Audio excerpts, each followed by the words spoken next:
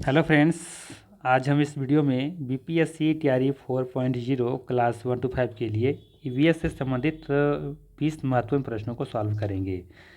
Set number है 2। इससे पहले ऑलरेडी हमने एक सेट करा रखा है, उसका लिंक डिस्क्रिप्शन में दिया हुआ है या फिर प्लेलिस्ट में भी जाके आप देख सकते हैं। तो चलिए फिर शुरू करते हैं और देखते हैं आज का पहला सवाल। आज का पहला सवाल है, मनुष्य में जीवाणु द्वारा होने वाला एक सामान्य रोग कौन सा है। सिंपल सा सवाल है कि मनुष्य में जीवाणु द्वारा होने वाला एक सामान्य रोग कौन सा है। टाइफाइड, खसरा, प्लेग, उपर्युक्त में से एक अधिक या उपर्युक्त में से कोई नहीं। तो याद रखना है यहाँ पे टाइफाइड और प्लेग ये दोनों जीवाणु द्वारा होने वाला एक सामान्य रोग है। तो डी ऑप्शन यहाँ पे बिल्कुल सही हो जाएगा, जबकि खसरा ये वायरस से होने वाला सामान्य रोग है। ठीक, चलिए अगला सवाल लेते हैं। अगला सवाल है कि डेंगू परजीवी का वाहक निम्न में से कौन है। डेंगू परजीवी का वाहक निम्न में से कौन है। मादा एडिस मच्छर, घरेलू मक्खी, मादा एनोफ्लीज मच्छर, उपर्युक्त में से एक से अधिक या उपर्युक्त में से कोई नहीं। तो याद रखना है यहाँ पे कि डेंगू परजीवी का वाहक क्या है, यहाँ पे मादा एडिस मच्छर है। ठीक है, और मादा एनोफ्लीज मच्छर ये मलेरिया का वाहक है। ठीक है, तो मलेरिया किससे होता है, मादा एनोफ्लीज मच्छर से होता है, जबकि डेंगू मादा एडिस मच्छर काटने से होता है। ठीक है, कैसे याद रखेंगे, तो यहाँ पे देखिए डी, यहाँ पे ड है, यहाँ भी ड है, डा डीज। ठीक है, ड से डीज हो जाएगा और ली से लेरिया हो जाएगा। ठीक है, ली लेरिया, ऐसे याद रखेंगे तो याद हो जाएगा।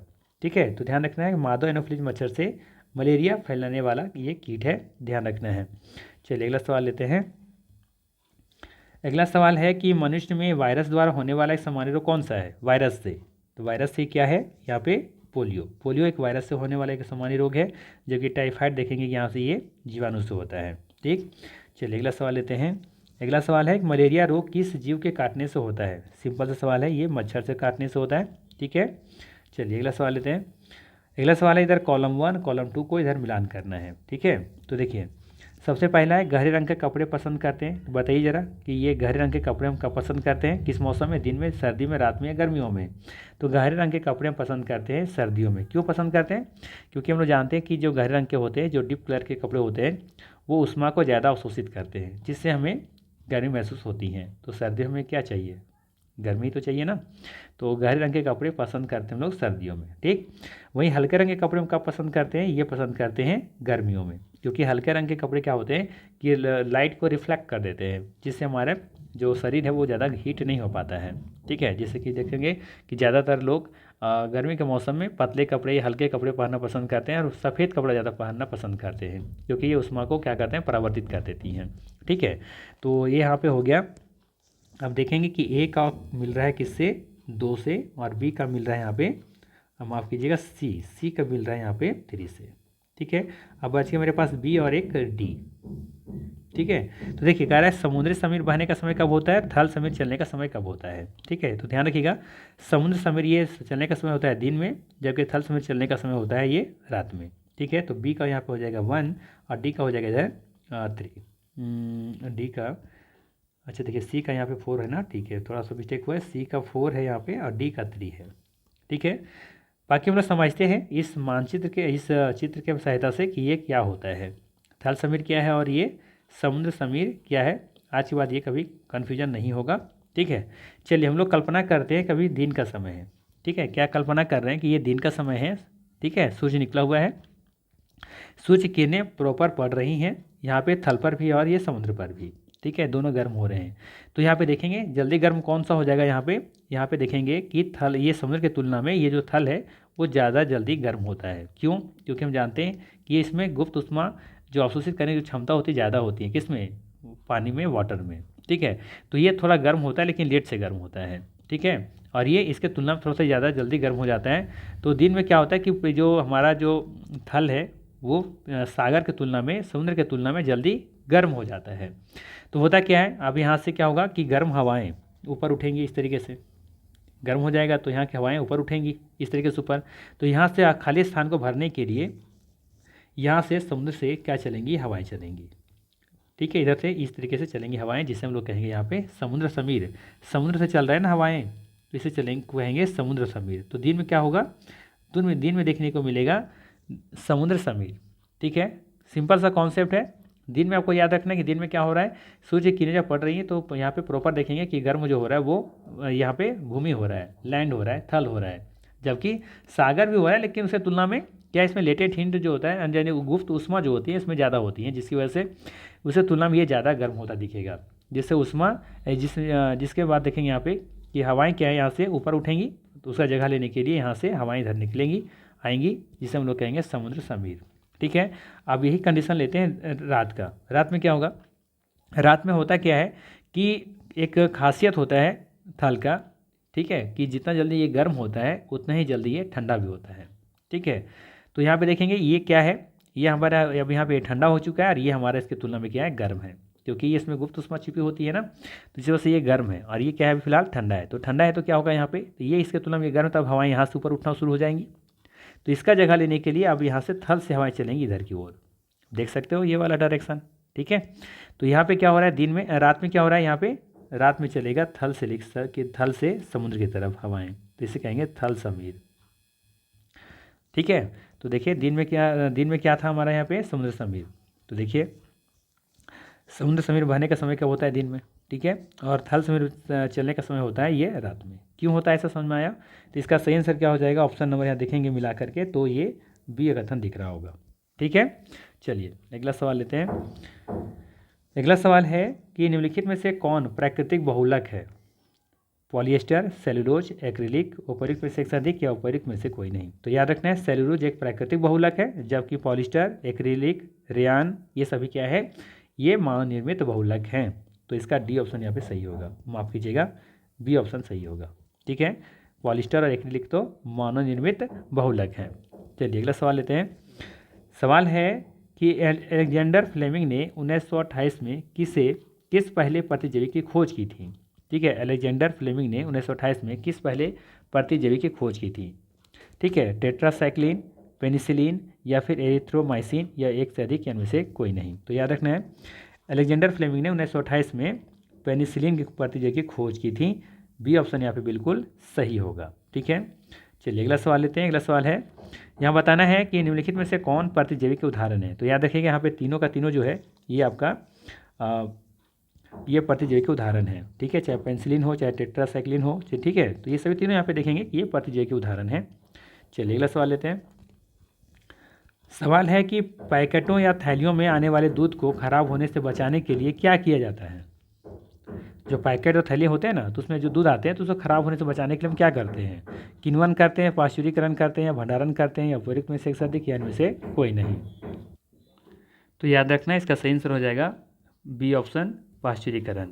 ये क्या होता है, इसमें होता है क्या है ना कि दूध को उच्चतम ताप तक हम क्या करते हैं, गर्म करते हैं, इसको तुरंत ठंडा करके इसको हम दूध को क्या करते हैं, पैकेटों में पैक कर देते हैं। इसी प्रक्रिया को पाश्चुरीकरण किया जाता है। लुई पाश्चर इसे खोज करता थे, इसीलिए इसका नाम पाश्चुरीकरण पड़ा है। ठीक है, ये भी ध्यान रखिएगा। चलिए अगला सवाल लेते हैं। अगला सवाल है आपके लिए, सूक्ष्म जीव के उदाहरण निम्न में से कौन है। सूक्ष्म जीव के उदाहरण कौन से हैं, विषाणु है, कवक है, जीवाणु है, एक से अधिक होगा या इनमें से कोई नहीं है। तो याद रखना यहाँ पे तीनों का तीनों क्या है, सूक्ष्म जीव के उदाहरण है, डी ऑप्शन यहाँ पे बिल्कुल सही हो जाएगा। ठीक है, चलिए अगला सवाल लेते हैं।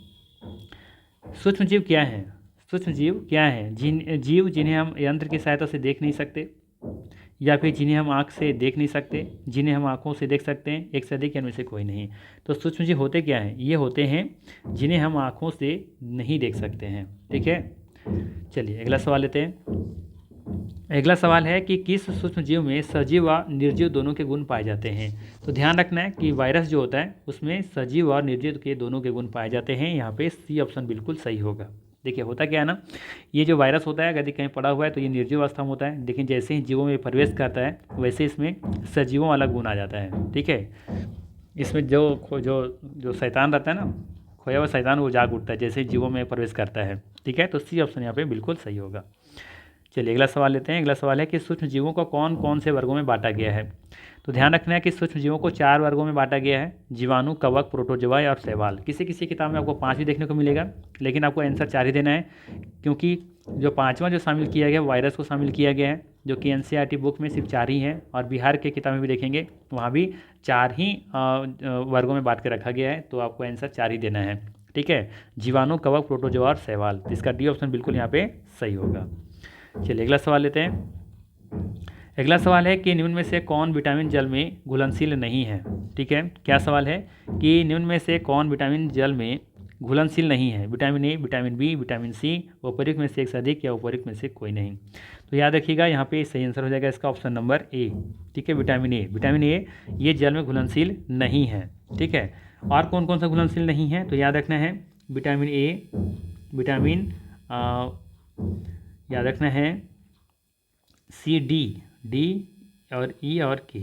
ठीक है, ये सभी देखेंगे कि ये जल में घुलनशील नहीं है, ये वसा में घुलनशील है। जबकि बी और सी देखेंगे ये जल में घुलनशील है, बी और सी।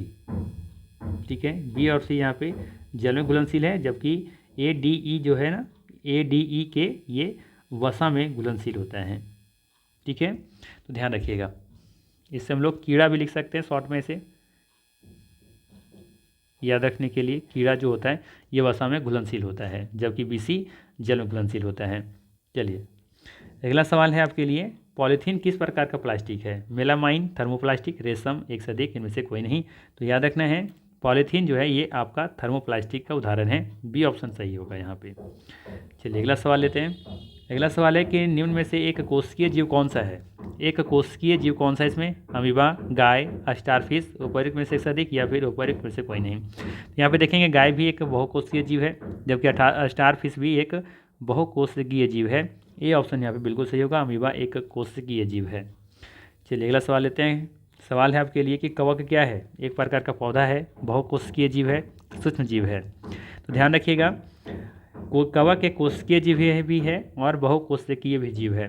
ठीक है, इसमें अलग अलग टाइप के आते हैं। कवक के कई प्रकार होते हैं, जिसमें देखेंगे एक दो ऐसे होते हैं, शायद ईस्ट या कोई है जो कि एक कोशिकीय जीव है, बाकी यहाँ पे देखेंगे बहुत सारे हैं जो कि बहुकोशिकीय जीव भी हैं। तो कवक देखेंगे क्या बी ऑप्शन भी सही हो जाएगा, और सूक्ष्म जीव तो है ही है, तो सी भी सही होगा। तो इसका सही आंसर हो जाएगा डी ऑप्शन, उपर्युक्त में से एक से अधिक।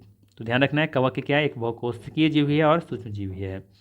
चलिए अगला सवाल लेते हैं। अगला सवाल है कि गाय में खुरपका और मुंहपका रोग किससे होता है। जीवाणु द्वारा, वायरस द्वारा, कवक के द्वारा या उपर्युक्त में से एक से अधिक या इनमें से कोई नहीं। तो याद रखना है यहाँ पे कि गाय में खुरपका और मुंहपका रोग ये वायरस के द्वारा होता है। ठीक है, किसके द्वारा होता है, वायरस के द्वारा होता है। चलिए अगला सवाल लेते हैं। अगला सवाल है जीवाणु किस प्रकार के जीव होते हैं। जीवाणु किस प्रकार के जीव होते हैं, एक कोशिकीय जीव, सूक्ष्म जीव, सर्वत्र पाए जाने वाले जीव या फिर एक से अधिक इनमें से कोई नहीं। तो याद रखना है कि जीवाणु एक कोशिकीय जीव होते हैं, सूक्ष्म जीव होते हैं और सर्वत्र पाए जाने वाले जीव होते हैं। डी ऑप्शन यहाँ पे बिल्कुल सही होगा। ठीक है, चलिए अगला सवाल है और ये आखिरी सवाल है। मजबूत रेसे जिनका उपयोग पैरासूट तथा चट्टान पर चढ़ने हेतु रस्सी बनाने में किया जाता है कौन है। रेयान, नायलॉन, पॉलिस्टर, उपर्युक्त में से एक से अधिक या उपर्युक्त में से कोई नहीं।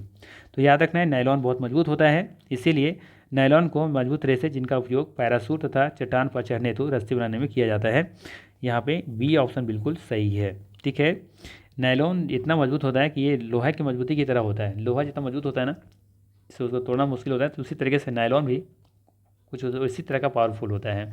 ठीक है, तो इसलिए नायलॉन का यहाँ पे प्रयोग करते हैं हम लोग। ठीक है, तो ये था मोस्ट इंपॉर्टेंट 20 MCQ जो EVS से थे।